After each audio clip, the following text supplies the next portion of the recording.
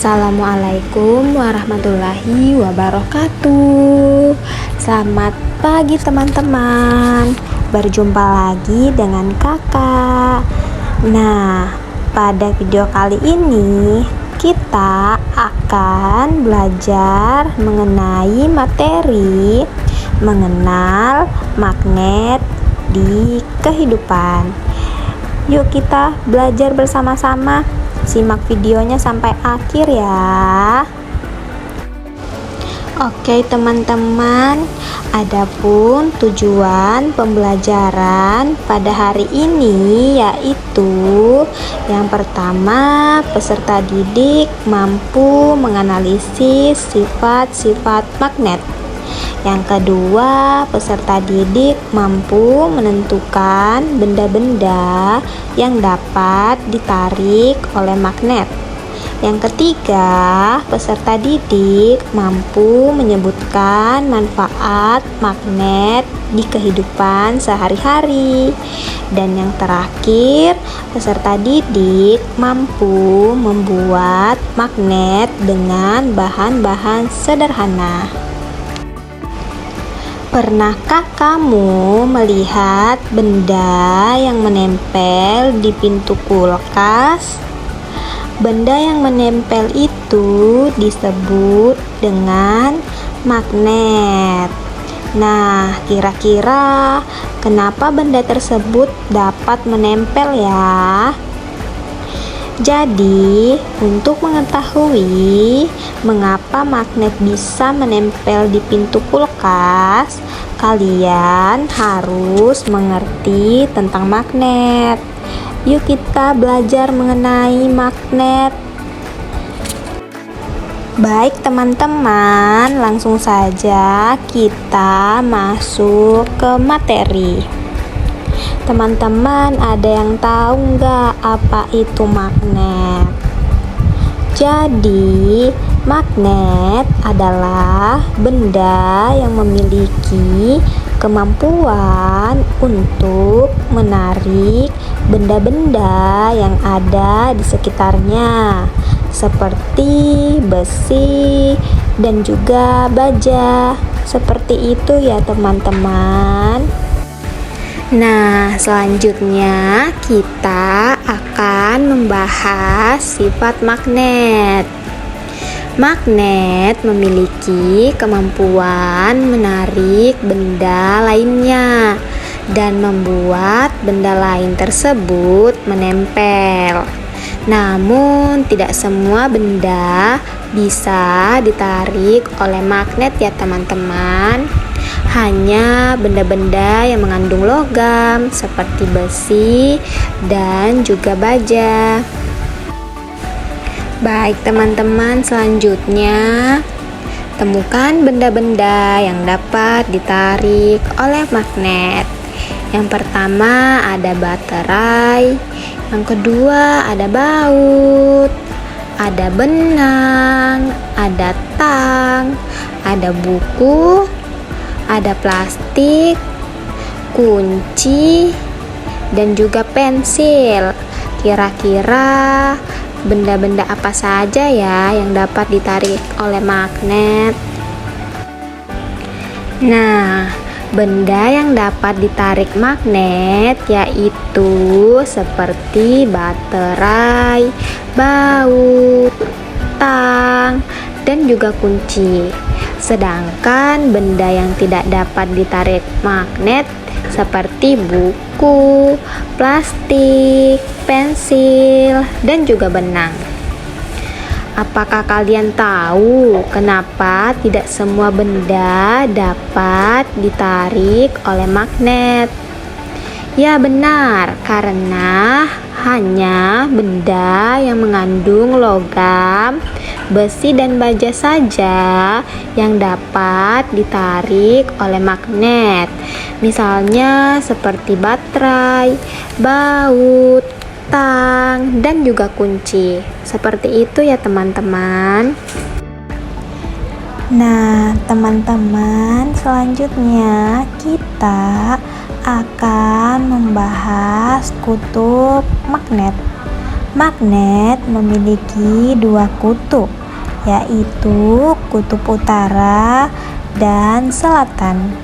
Kutub utara disimbolkan dengan huruf N dan kutub selatan disimbolkan dengan huruf S.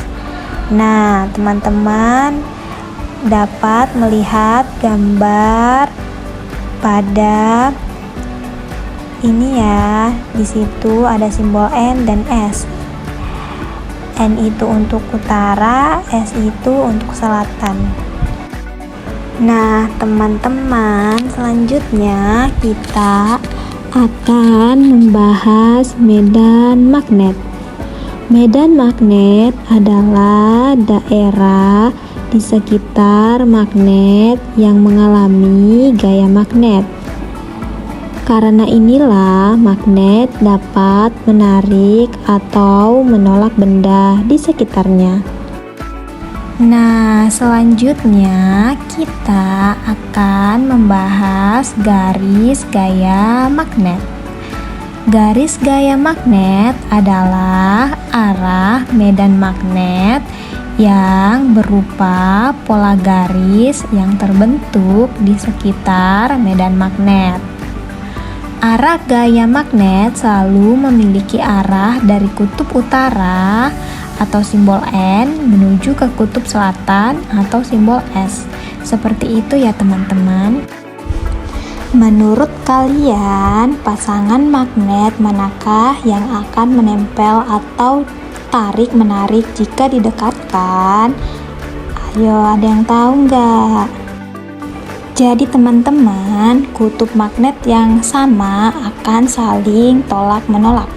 Jika kalian mendekatkan dua magnet dengan kutub yang sama, maka magnet tersebut akan saling tolak-menolak karena arah gaya magnet yang saling berlawanan. Selanjutnya, kutub magnet berbeda akan saling tarik-menarik.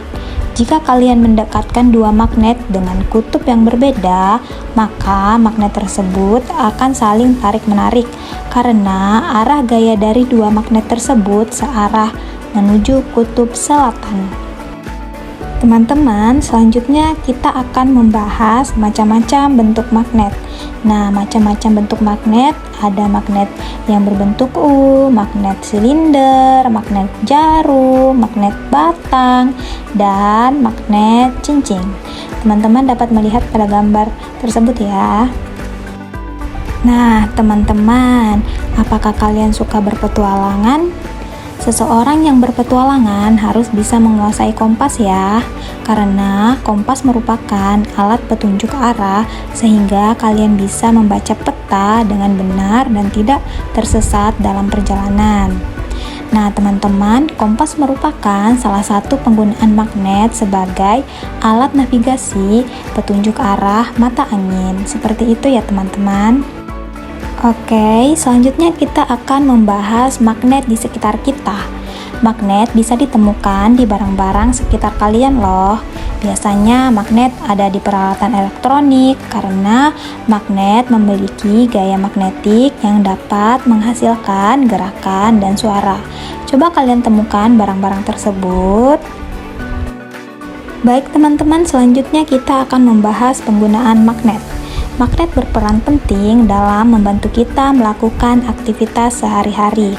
Banyak perangkat elektronik yang memanfaatkan gaya magnet, seperti speaker, kipas angin, mesin cuci, televisi, dan petunjuk arah atau sering disebut dengan kompas. Seperti itu ya, teman-teman. Teman-teman perlu mengetahui ya, magnet tidak hanya bisa ditemukan di barang-barang sekitar atau di toko, tetapi juga dapat kita buat sendiri menggunakan bahan-bahan sederhana seperti kabel tembaga, paku, dan baterai. Bagaimana cara membuatnya? Yuk kita pelajari bersama-sama. Nah, teman-teman, berikut merupakan cara membuat magnet. Ternyata kalian bisa loh membuat magnet sendiri menggunakan bahan-bahan sederhana. Yuk kita pelajari cara membuat magnet, tetapi ingat untuk selalu mengutamakan keamanan dan keselamatan ya. Nah, kita persiapkan alat dan bahannya terlebih dahulu. Alat dan bahannya seperti baterai D, selotip, kawat tembaga, paut, kancing, dan klip kertas. Nah, teman-teman, selanjutnya ada pun langkah-langkah cara membuat magnet. Yang pertama, lilitkan kawat tembaga ke baut sampai hampir menutupi bagian tubuh baut. Yang kedua, tempelkan ujung kawat ke kutub positif baterai, yaitu bersimbol dengan simbol tambah. Dan yang ketiga, tempelkan ujung kawat lainnya ke kutub negatif baterai, bersimbol huruf negatif atau kurang. Teman-teman dapat melihat gambar pada di samping ini ya. Nah, teman-teman, tidak terasa ya, materi yang kakak dapat sampaikan sudah berakhir. Kakak harap materi yang kakak sampaikan tadi dapat bermanfaat dan berguna bagi teman-teman ya. Minggu depan kita ketemu lagi ya dengan video pembelajaran yang berbeda. Kakak ucapkan terima kasih dan assalamualaikum warahmatullahi wabarakatuh.